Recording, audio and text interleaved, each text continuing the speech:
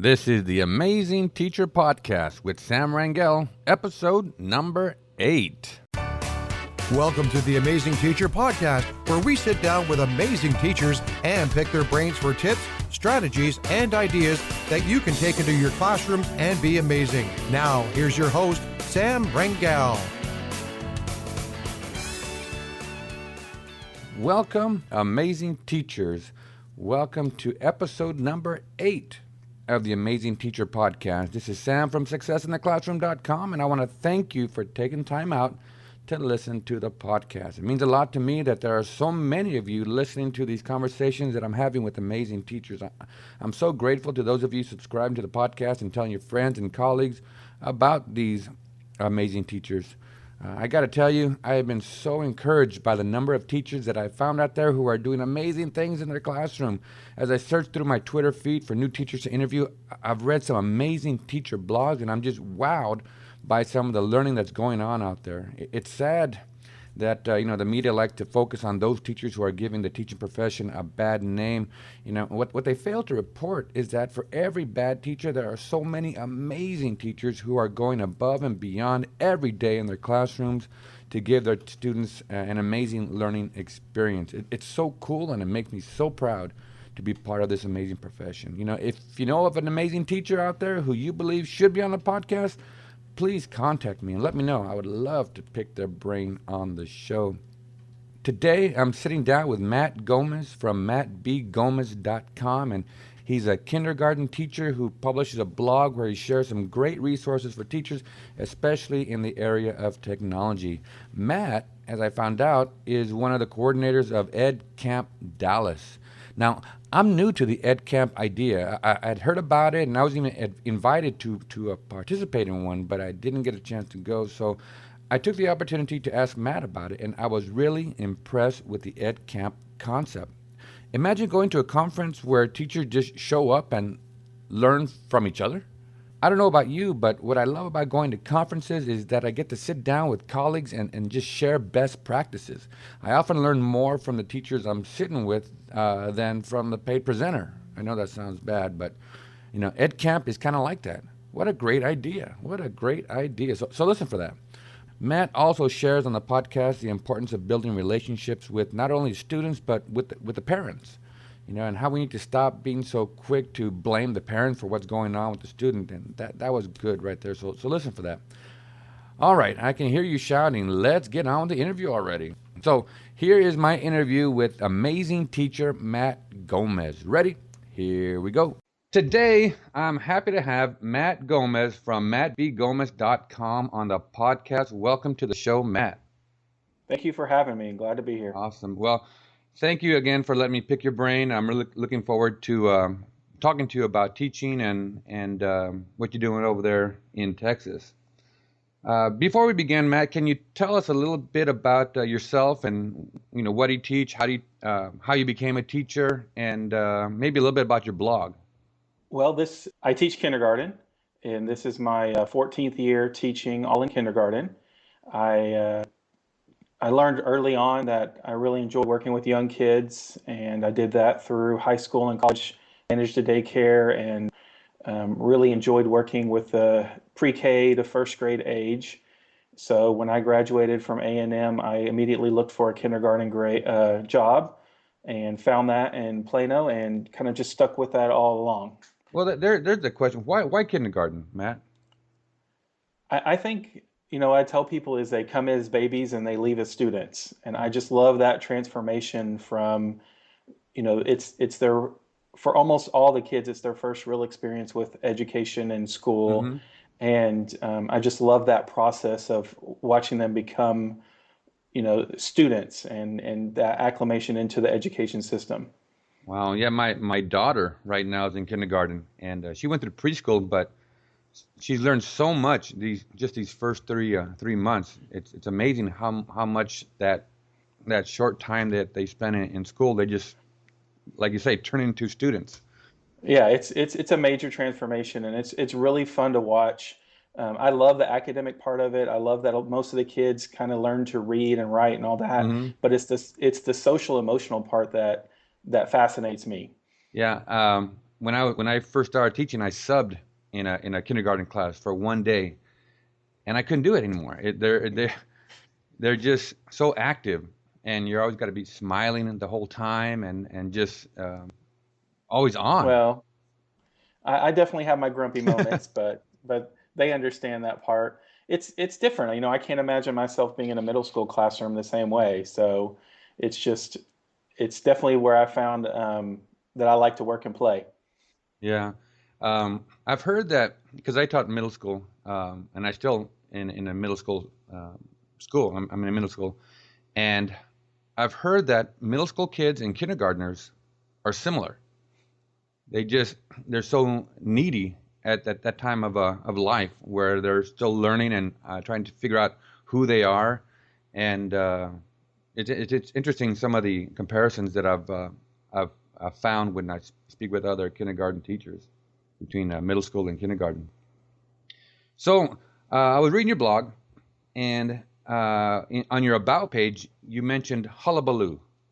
Tell me about that. Well, I'm an Aggie, and hullabaloo is a important word in A&M and Aggie land. So that's kind of where I got it. Hullabaloo is part of our war hymn, and Hmm. so it's just it was a word that I could find that worked. So and the other part of that is I was one of those kids that was always in trouble and always causing a little bit of um, problems in the classroom. So I thought Hmm. I thought the hullabaloo kind of described me pretty well. That's cool. Um, so in kindergarten, do you have those students that are like you were, that hullabaloo, uh, um, what do you call it? We we we, Personality? we call them that kid. That, yeah, right, that That kid. kid. All my kinder chat friends and everyone that deals with kinder, everybody has that kid. And Hmm. some years you have a handful of that kid, but what I found is those kids are the ones that mean the most to you at the end of the year because you've poured your heart into it, and they're the ones that need you the most. And so those are the connections that you make the most. So I enjoy it. I think it's something I can look back on and say, I did that, or I was probably like that, and it Right. helps me make that connection sometimes. Well, talking about connections, you also wrote in your blog that your goal is to build relationships with every child and every parent. Why would you say that's important? I feel I'm very passionate that relationships are the key to success in the classroom. And I thought that coming out of college, it was something that I kind of learned working in the daycares and working with kids. But I don't think what I realized is how important the relationships all the way around are. That the parents, administrators, everyone you work with, those relationships are key to you being successful in the classroom. Of course, the ones with the students are the most important, but that's what education is. The one thing I learned was that rarely does a significant learning happen without significant relationship. And so that's one of the things I tell the parents early on. I send an email to them and say that I'm going to spend 3, 4, maybe even 6 weeks getting to know your child before I'm going to worry about academics. And that, the learning will happen, but not before the relationships are built. That is awesome right there. Especially for new teachers, building that relationship is the first part of a kid's education. I think right there is a great takeaway for new teachers. It seems like every teacher I've interviewed so far has building relationships as one of their priorities in success in the classroom. And again, you hit it right on the head there. It's about building relationships. Now, you mentioned about with parents as well. Is that something unique to kindergarten, or can that be something used throughout the student's education? I can't speak to past elementary school, but I can't see where it would hurt to have an open avenue for parents to be able to connect with you. I think once you get to the older kids at high school level, that their relationship with the student becomes more important because they're more independent. But at the elementary level, it's crucial to have that connection with the home. And speaking of that, again, back on your blog, you mentioned about believing in parents. I was reading that and I thought that was so true. Can you elaborate on that? Well, it's just one of those things where, sometimes you hear in the lounge or teachers that are frustrated say that parents don't care, or the one that really burns me is when people say that parents don't value education. And so I was just pushing back against that, saying that when kids walk into our room, we expect all of them to be able to learn, and we give them the benefit of the doubt no matter what. We're never going to give up on the kids. And I think we should have that same kind of passion for parents, that regardless what happens, regardless, how frustrated that they make you, that we should make excuses for them and keep working to build that relationship, because we don't know what their situation is. And we can't always say why a parent doesn't show up for a conference, or why a parent doesn't sign homework. Maybe they're working 3 jobs, or they're taking care of their mom that has cancer. And that's where those relationships come in. How many times can I reach out? What more can I do to show those parents that I value their relationship in this partnership that is teaching their child? Yeah, that's so true. We get to the point where we blame the parents for everything that the student is not successful at, and sometimes they're at fault. But like you said, I think the majority of the time, parents want to get involved. They want to help their student, and something I've noticed is that parents want to get involved, but they just don't know how. And that's where, like you say, the communication between the teacher and the parent needs to be there.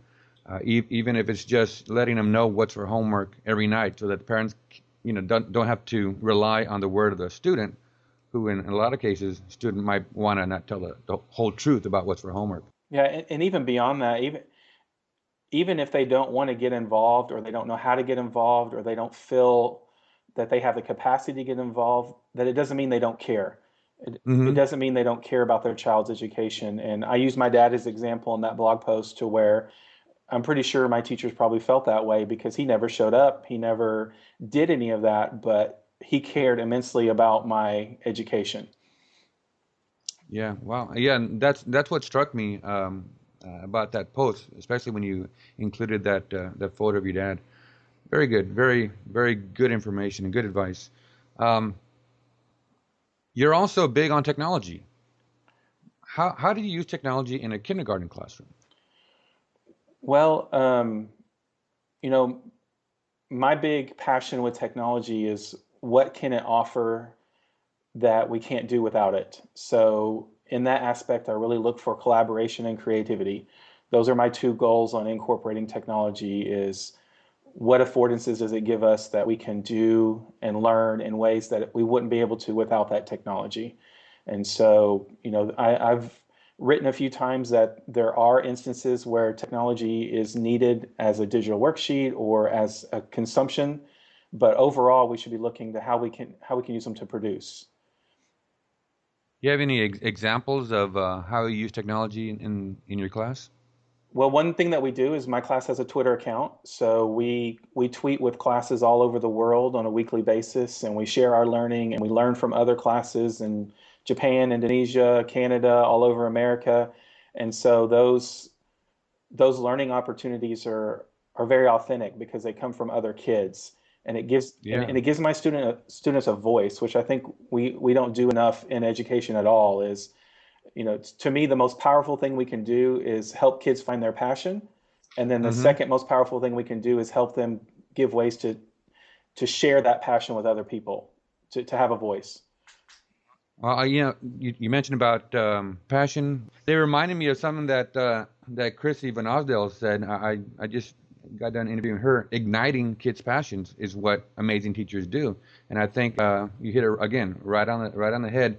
That's where you're going to get the most production out of kids. You're going to get the most connection with kids if you connect with their Yeah, passions. it's really hard in our world of Common Core and standards and all that stuff. But, to be honest, I care very little about what my kids learn, and I care more about how they learn and that they're excited about learning. Because I think once we develop that inside kids, that you can't stop them from learning. It's all about finding that passion and that understanding of what education is about. Awesome. The purpose of the podcast, Matt, is to sit down with amazing teachers like yourself and pick your brain for tips and strategies that new teachers and even not so new teachers can take into the classroom and be successful. I know you've run across amazing teachers in your career. What are some qualities that you would say are common among amazing teachers? Well, the first one we've kind of already hit on, the whole relationship aspect. That I think great teachers know how to build relationships with all aspects of the people that they work with, whether it be students, parents, administration, colleagues, all that. Beyond that, I would say one of the best qualities a teacher can have is self-reflection. Being able to look back and say, what can I do different? I think often like we talked about early, blaming parents, blaming students. I don't think we I don't think we reflect enough and say, what can I do? Because I'm the one person I can control. The one thing I have the most control over in the classroom is what I do and how I handle things. So I think great teachers reflect constantly on what they're doing and why they're doing. Very good, very good. So, in building relationships and being reflective with their teaching. What about classroom management? Is there classroom management issues in kindergarten? Definitely, I think there's classroom management issues in every grade, but for me, classroom management has been a journey. I wrote about how I started what every typical kindergarten teacher I think starts with a sticker chart or a color behavior system or whatever you Mm-hmm. want to call with a treasure chest and the rainbow gold at the end of the rainbow type thing. And over time, I started really questioning that because the kids who benefited the most from those types of systems didn't need my help at all. And the kids that I was trying to reach the most, I had to use special management skills to deal with them, to make them successful. And I had to use those relationships more than anything. And so through Twitter and through some conversations, I decided one year just to ditch all rewards, all systems. And my management system now is relationships. We have one rule in my classroom: be brave. And that's the only rule we ever talk about. Other than that, we have a lot of expectations. I tell my kids all the time, day one, they walk in, they're 5 and 6 years old, and I say, do I need to tell you that hitting is wrong in the classroom? And they all understand that it's not. And so Mm-hmm. why do we need that rule? Because it just puts me in a place where I can't be creative and unique in how I deal with situations. When you have rules and you have consequences, you don't have the leeway to deal with things as the child needs to be dealt with.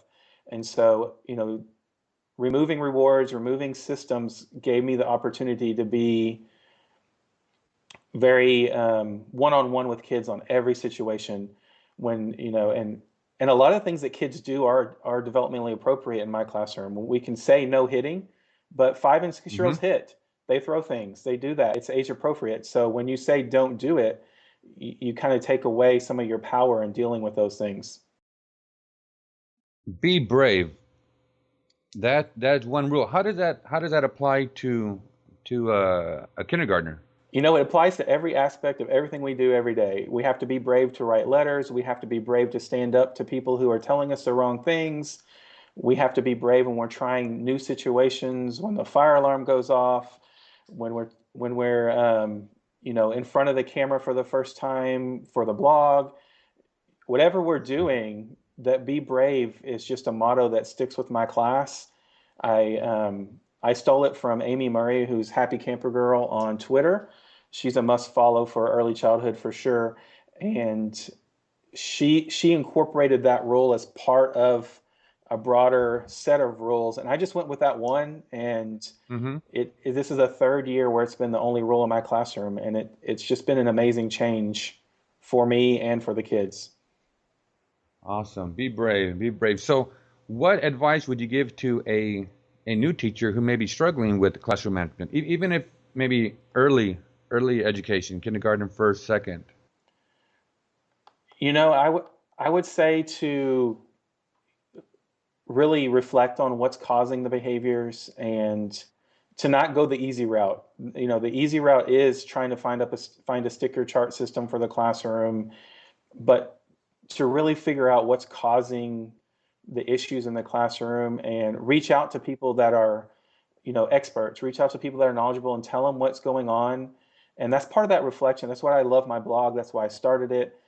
I post things and I get a lot more out of it than I ever put into it, because there's a lot of really smart people out there that maybe they've gone through the same situation you have, or they've had that kid before or that parent before.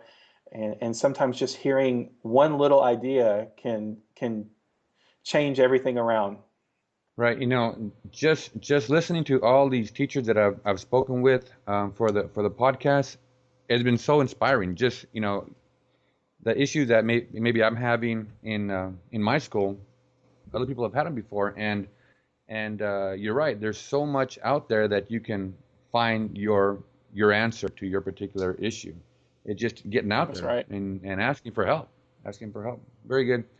Do you have maybe a favorite quote that you have found inspiring that maybe some of our listeners could adopt? Well, my current favorite quote is, "Where interest lies, learning occurs." And that kind of fits into my philosophy on how kids learn and what my goal is as a teacher, that if they're interested in what's happening, the learning will take care of itself. Hmm. So how do you find out if they're interested in that? It's, that's just part of you reading your kids and seeing how they're engaged and really trying to develop tasks and goals for them that are open-ended and creative, and give them opportunities to show what they know, Hmm. and give kids opportunities to show what their interests are. I think it goes back to your point about relationships. You don't know what they're interested in unless you can connect with them in the first place. Yeah, you have to give up some of the control. And it's one of the issues I have with learning targets and learning goals in the classroom, because I don't want to always decide what each kid's going to learn on a particular lesson. And I want to have the leeway to go off on tangents and kind of let them guide things based on what their interests are. See, that's tough, especially for teachers. It's tough giving up control, especially if you're being asked to follow this part of the curriculum, follow this pacing guide. Giving up control is tough. It is, and the best advice I can give to teachers on that is know your standards. I think if you know the standards that the kids are supposed to learn, that as you go off on the tangents, you're able to guide them and say, this is where it fits into our curriculum. This is where it fits into their learning. Even though it wasn't written down that we were going to go from dinosaurs to talking about volcanoes, Hmm. I know how volcanoes can fit into my curriculum. And that's having that just deep understanding of what the standards are, because that's what principals and administration really want to know, that you're reaching those standards. So if my principal walks in and we're doing some random lesson on monster trucks, that I can later say, well, these are the ways that it reached the learning for the day. And that's kind of what's important. And if you don't know those standards, then it's harder to veer off. Yeah, very true, very true. I was talking to another teacher, Larry Ferlazzo. He was saying the same thing. The class instruction might be to do this particular assignment, but if a student is not into that particular assignment, there's got to be another way where you can expose that student to that standard. And it doesn't have to be the original lesson plan. Being open to change up your lesson plan for one kid or two kids who might not be interested or might not be motivated is a good lesson for new teachers to learn. Agree.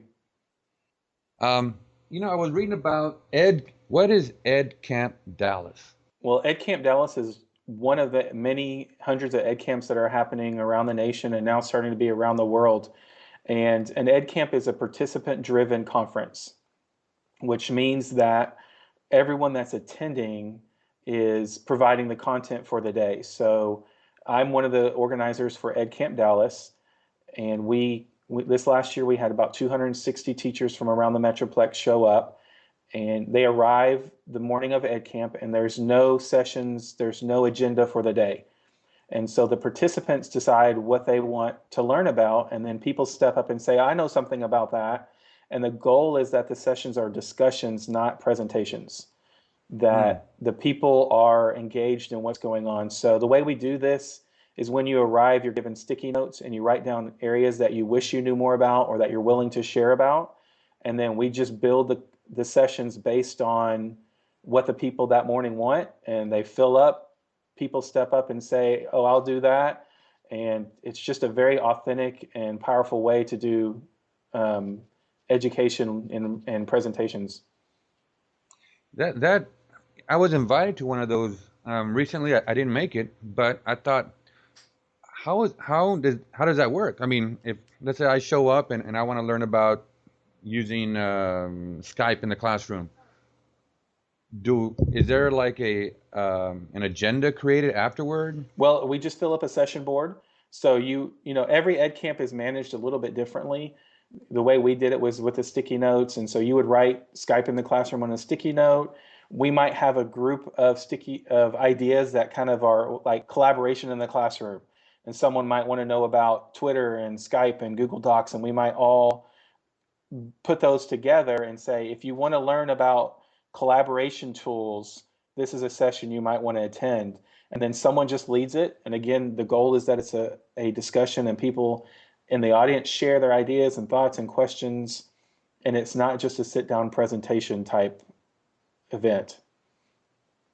Wow, I think that is such a great idea. Probably a cost-saving idea for maybe the district. It's free. The only costs are just the venue, and we get most of it sponsored. This is the third year we've had EdCamp Dallas this last fall, and it just keeps growing and growing because everyone that goes to it say it was the most powerful conference they've ever been to or sessions.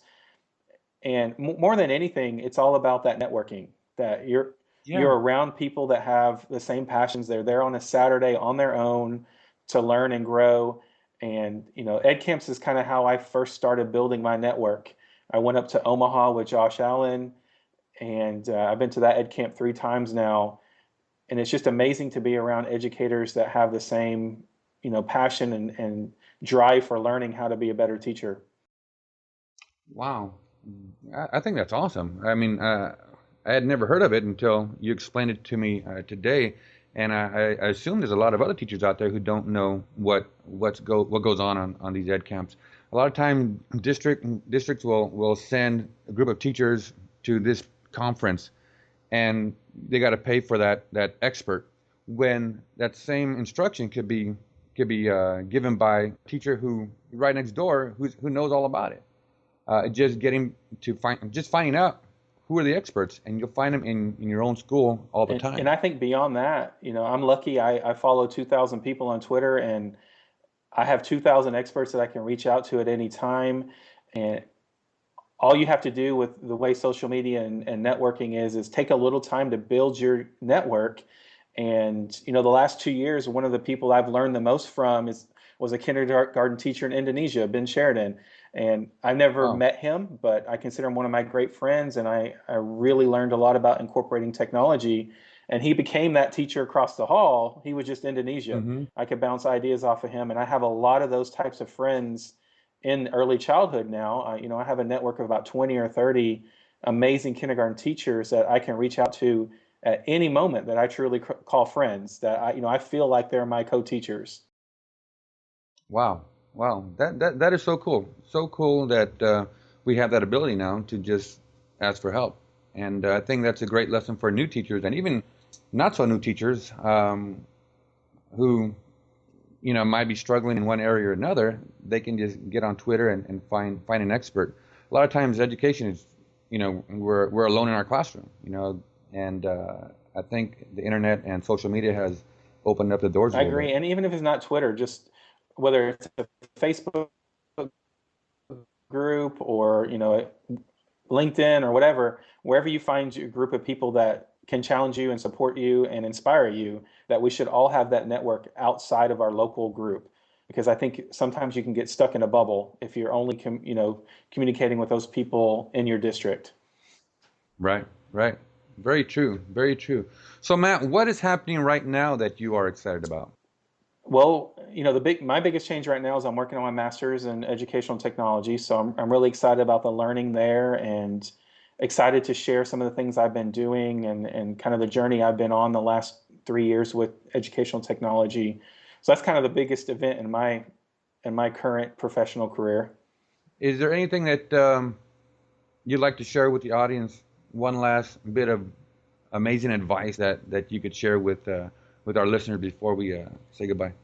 I would say the main thing is everyone has a voice. Everyone is an expert in what they do, even though you might not feel like it. I know when I first started blogging, everybody has the same question: who wants to hear this, or who wants to read this? But by putting your voice out there, you don't just make yourself better, you make everyone around you better too. And I think we need to encourage more teachers to share the amazing things that are happening in their classrooms, and grow that network so that we can all be better together. Great. Awesome advice. Well, if people want to thank you, Matt, for all your amazing insights in this podcast, where can they find you? The best place to get in touch with me is my website, which is mattbgomez.com. And at the top of that website, I have all my social media, Pinterest, I have a Facebook page and email. So, that's really the best way to contact me is through my website. Very cool. Yeah, your blog is one of those blogs that I think every new teacher especially, should be bookmarking. It has a great place to find some awesome resources especially if you're starting out in teaching. Thank you. So to the listeners, I know you've received a lot of great information in this episode. Now it's up to you to take it back to your classroom and implement what you learned today. So until next time, be amazing. The Amazing Teacher Podcast is brought to you by SuccessInTheClassroom.com. Learn more about being an amazing teacher by visiting SuccessInTheClassroom.com or TheAmazingTeacher.com.